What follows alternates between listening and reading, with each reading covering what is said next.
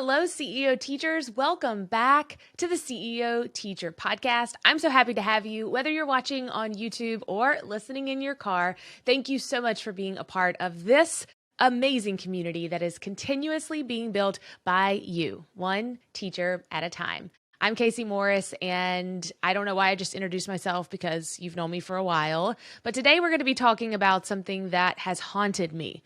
Probably my entire life, but primarily for the last 10 years. Some of our most listened to episodes revolve around this topic, and we thought it would be a great idea to kind of revisit it because I am really happy to say that I am out of the woods. And today we're going to talk about how to reframe and redefine depression.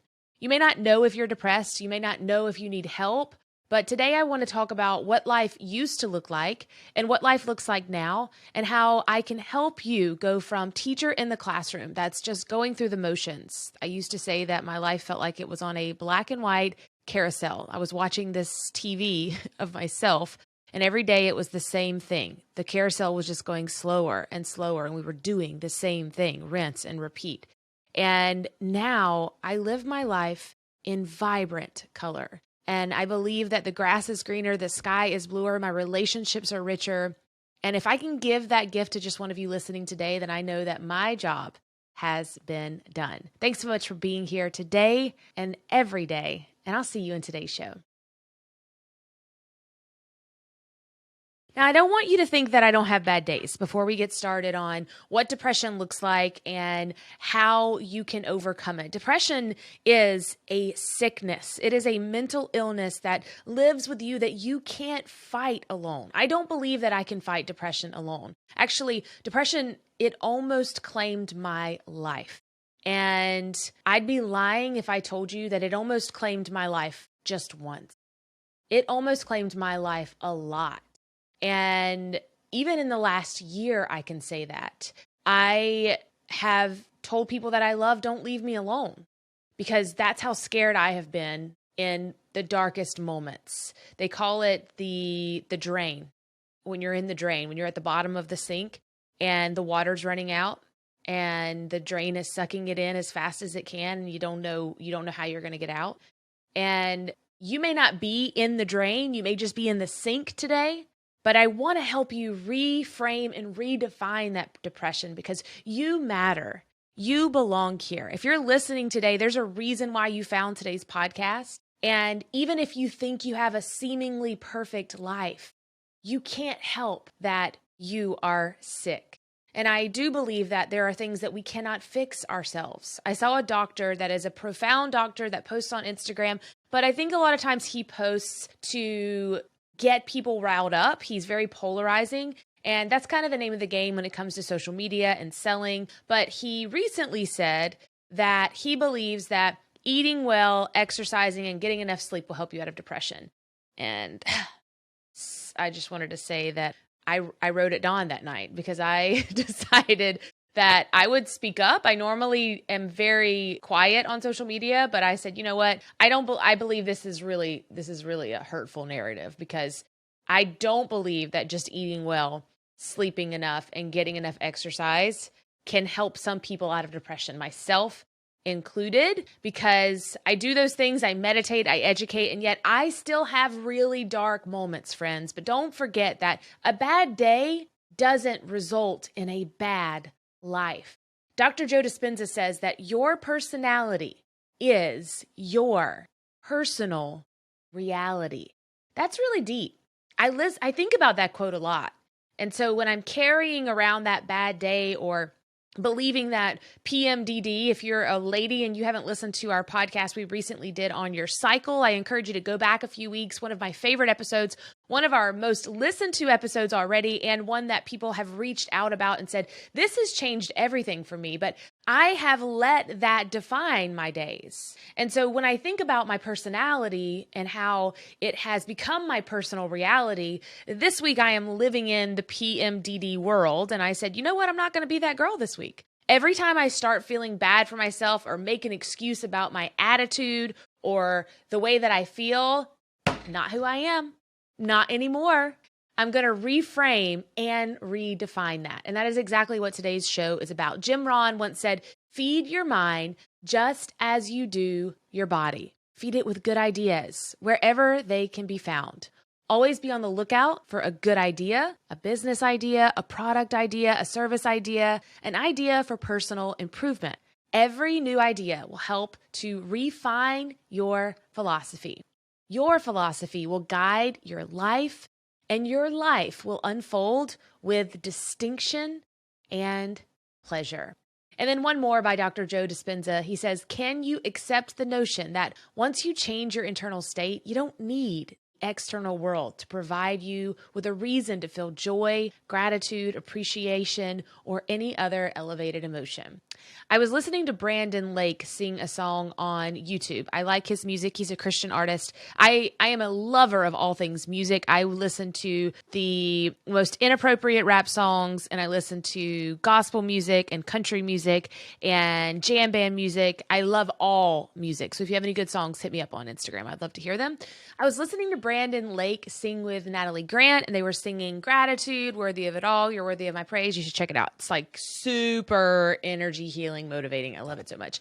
But Natalie Grant goes on this little rant during the song, and she talks about how gratitude cannot exist in the brain at the same time as anxiety or depression. They have scientifically proven that. And I thought, whoa, I'm all about the nerdy science talk.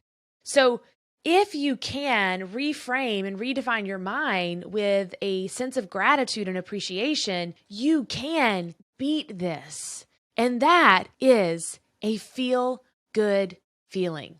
Did you know that teachers are 40% more likely to report symptoms of anxiety than any other worker, 30% more likely than those in military or farming professions, and 20% more likely than an office worker? Technology can be a culprit, adding to the stress of nearly burnt out teachers.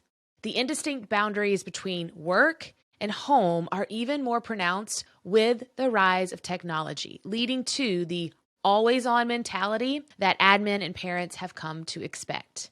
It's time to stop feeding your depression with more of the same. You're watching TikTok, you're on Instagram, everyone hates their job, and you're listening to that because you hate your job. And the more you listen, the more you become. You are the sum of the people you hang around. Now, those could be physical people, but they could also be the people on social media. When I first started this business, I got into a Facebook group. You've probably heard this story before if you've been around for a while. And it is still a Facebook group. And there are a lot of really amazing teacher authors in that group, people that sell their lesson plans and stuff like we do. And when I say the most negative of negative I had ever been around, someone that I put on a pedestal got in that group and said something very hurtful about me. And a lot of people jumped in. And that was the day that I left. And I said, I cannot keep feeding this feeling of I'm not worthy enough of this. I'm not deserving of this life that I am currently living. And the day that I made that decision to get out and pave a new way for teachers was when everything changed. And so you could be the sum of the people that you are hanging around, even if they aren't real people in real life. They are these people on the internet.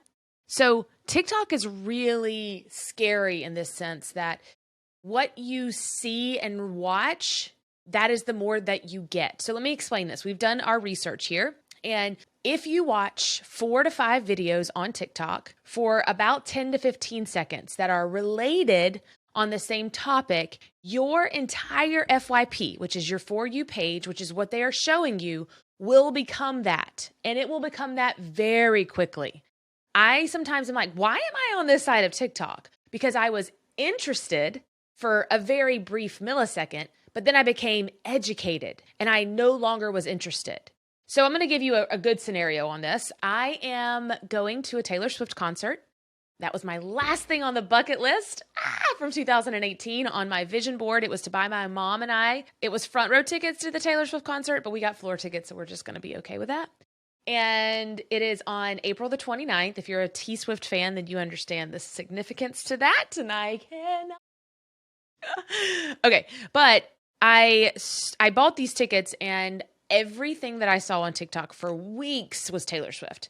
And I was like, I'm over it. I'm over it. I want to educate. I'm not here to watch anything about Taylor Swift anymore. So what I did was that day, anytime I saw something with Taylor Swift, if someone said it, if I heard it, I swiped real quick. And within 24 hours, my FYP was almost completely obsolete of anything Taylor Swift. So think about that. I want you to become aware when you're on social media of who you are becoming, because depression lives and it marinates and it reaffirms that what you're feeling is true, but it's not. That is not who you are. That is who the devil wants you to be. That is who society wants you to be, but that is not who we're meant to be. Feeling it today, guys. I know you didn't ask to be preached to, but here we are. Depression is common among teachers, though. And in 2021, the State of the U.S. Teacher Survey said that 50% of teachers are reporting burnout, while 27% said they were experiencing some symptoms of depression. We all know I'm not a doctor. This is not an exhaustive list, but some signs of depression and anxiety that you might want to become more self-aware of are this: increased needs for substitutes, mental health days, taking days off as much as you can, fatigue, irritability, difficulty concentrating on your task, lack of creativity, no more effort left in life to lesson plan or deliver your lesson. You could have muscle pain, regular migraines, stomach issues.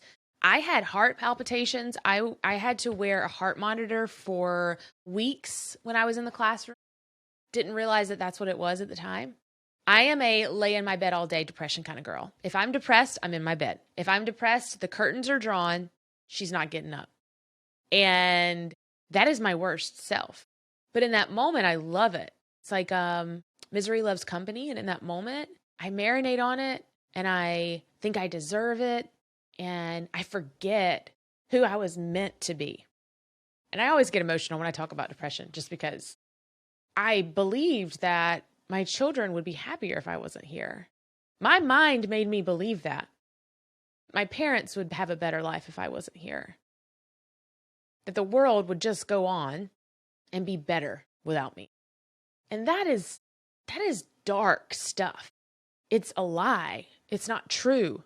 And I see it so clear now.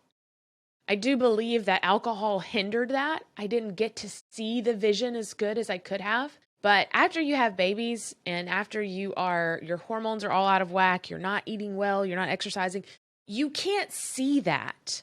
So whatever your life is looking like right now and whatever you're feeling like, if you're adding those things to it, if there's any type of substance abuse in there, you're not thinking clearly. And so I hope that if you're laying in your bed listening to this, you're hearing it loud and clear. If you think this is another rant about the education system, though, and why teachers are depressed in America, I think you're wrong. I believe in teachers, and I believe in you. You may not be depressed because you're a teacher. It may add to it, but you may have an illness that you just don't even know about yet. I want to give you some great concrete ideas today for changing the narrative that is education and helping your anxiety and depression, how you can deal with them. So let's reframe and redefine depression. Rather than the thing that consumes us, let it be the catalyst to light the fire of change. You can, as an educator, tackle your depression and your anxiety. First, though, you have to put a name to it. What is causing it?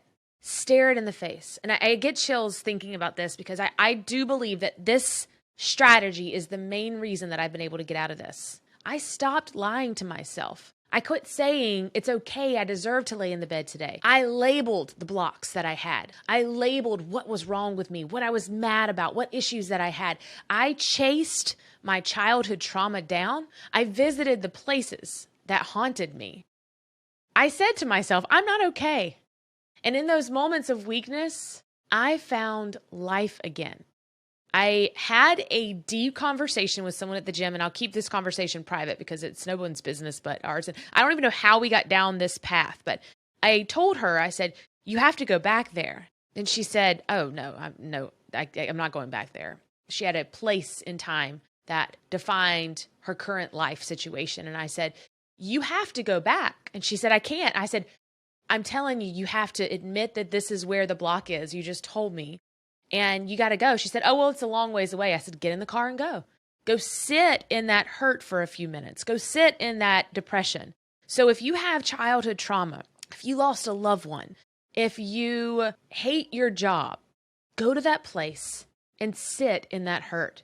Because if you can't admit it, you can't get over it. And if you can't address it, it will always hold your life in the palm of its hand. So if you hear nothing else that I say today, I want you to put a name on what is making you depressed. And I want you to every single day, it won't happen overnight, but I like to think about it as there's a huge stack of papers on your table. And these are the things that have caused you to be depressed in your lifetime. And every day you're going to take one piece of paper, you're going to wad it up in a ball and you're going to throw it away. And over time, there'll just be a few stacks of paper. There'll just be a few pieces of paper left. That is what we're searching for. Maybe you're depressed because you have complete decision fatigue. Too many decisions, they lead to paralysis where you're like, I'm just not going to do anything. So how can you combat this? How can you combat this? Well, first, I want you to simplify your basic daily routines. I eat the same things. I do the same things all the time. And in the coming weeks, next week and the week after, we're going to really talk about prioritizing your time and how our Teacher Income Challenge in the month of April is going to show you how to simplify your basic daily routines. I love reminding myself to hydrate. I have a routine now of drinking a gallon of water a day. I have to for 75 hard. But I can almost guarantee you that the average person is not drinking enough water in the day. Plus, I add... My husband makes so much fun of me every time I say this. BCAAs to my water, which is branch chain amino acids. Look it up. But we aren't getting the amino acids that we need every single day. And I feel more alive when I hydrate with those instead of just water. Meal prep. I eat the same things for breakfast. If you watch my stories or my reels that I'm sharing every single day on this challenge on Instagram, you'll see that not much changes. I change up dinner every day, but snacks, breakfast, and lunch for the week are the same thing. And I thought I would hate it, but I don't. Foods high in tryptophan can help calm and relax your mind, as well as teas like chamomile, spearmint, and valerian root. Maybe you could create a capsule wardrobe. I've chatted about all of these things separately on the show, but we really wanted to condense them and bring them together. What you're seeing me in right now is my summer wardrobe. I have this in tan, black, and white. I have 3 shirts, 3 different colors, living my life. I wish they came in bright colors because I'm kind of over the neutral aesthetic, but it's made the biggest difference. I buy these from Abercrombie & Fitch. I have a winter version and a summer version, and it's made my life so easy. No decision fatigue there. Simplify your hygiene routine. Quit watching these people on TikTok that tell you got to have 47 steps in your morning skincare routine. They are lying. No, you don't. Morning showers take forever, and if they're stressing you out, do parts of it at nighttime. On Sundays, I shave my entire body. I fake tan. I wash my hair. I don't do any of those things on any day but Sunday. You may think that's gross. I don't know. I don't care. I don't care because it makes my life better. And then get intentional sleep. Listen to your body and its rhythms. Find ways to turn your brain off at night. Use apps. I love me a good sound machine and even music or audiobooks. So just a quick recap. First is that you must put a name to what is depressing you. Second is let's really work on our decision fatigue by hydrating, meal prepping, capsule wardrobing, simplifying your hygiene routine, and getting intentional sleep. And maybe your depression and anxiety is being caused by the lack of self-care. And if you're not putting yourself first, maybe you should start. Do things like yoga, exercise, get fresh air. Make it a point in your day, in your teaching day, when you have 5 minutes to go outside, go on a walk, put some headphones in, listen to the CEO Teacher podcast, maybe put some T Swift on. If you're not a fan of her, then do what you do. Listen to whatever you want to listen to. Do something that motivates you and helps you recenter your own feelings. I love the app Headspace. I bought it for a year. There are meditations there. There are sleep sounds. So many good things that you can listen to. I listen to a sleep sound every day during my nap time, and I try to meditate a few days a week. I need to do it every day, but I'm not there yet. And then connect with your circle. I think the world is lying to us that we are all introverts. I don't believe that we were made to be that way. I didn't say that you were an extrovert. I just don't believe that we were all meant to be introverts. Talk to your family. Find friends, rekindle relationships, even if you don't want to. I was all about being on my own, but now that I've gotten with people again, I feel so alive. Surround yourself with others that feel like warm sunshine and remove yourself from those groups that could be playing into your negative thoughts. One thing that could also be blocking you from living your best life is the inability to set boundaries, and it's beginning to take a toll on your mental health. So work your contracted hours. I don't know why so many people are coming at me about that. I thought we were over that. I thought we worked contracted hours, friends. Yes, you sometimes have to work more than that, but if you're doing that, we're not being productive in our time. And I'm going to be that's just me. Some tough love, Casey, coming at you.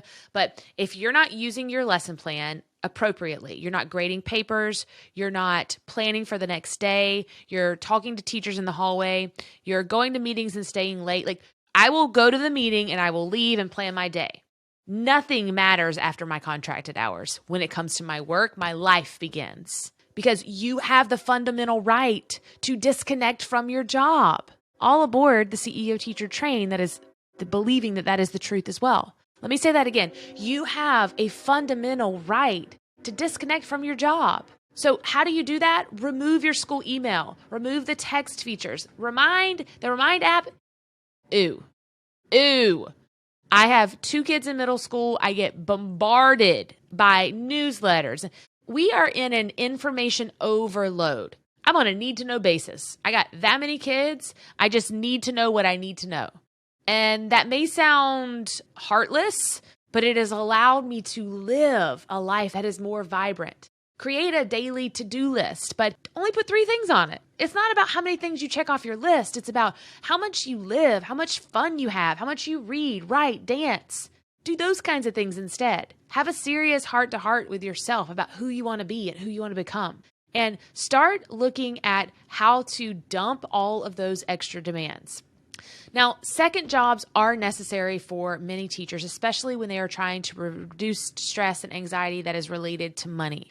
But what if you had a second job that was basically taking what you're already doing, those skills, and turning it into an online business, choosing one of our 10 different success paths? It really is that simple. I just need 20 minutes a day from you. So what other opportunities could you look into to help you reduce the stress around money? Start setting those day job boundaries so that you can work towards a life that you love after school hours. And then finally, in order to reframe and redefine that depression, I want you to, most importantly, work on your mindset. Practice purposeful deep breathing. Take a body scan of, am I in immediate danger and where do I feel it? Ground yourself by going outside without your shoes on. It is scientifically proven to help you. Think about how you feel, what you smell, what you hear. Become self-aware. Set a timer and be in the moment. See the person behind the eyeballs. See the life form that you are. Keep a journal of positive thoughts, and every time you have a negative thought, pull out that journal and remember that gratitude and anxiety and depression cannot exist in the mind at the same time. So think about how you can be grateful and abundant rather than anxious and depressed. And when nothing else works, it may be time to talk to your doctor. I would love to tell you that all of these things that I've chatted about today saved me, but that's not true. I take medication every single day. I am very proud of that. I have for the last 8 years, and it saved my life.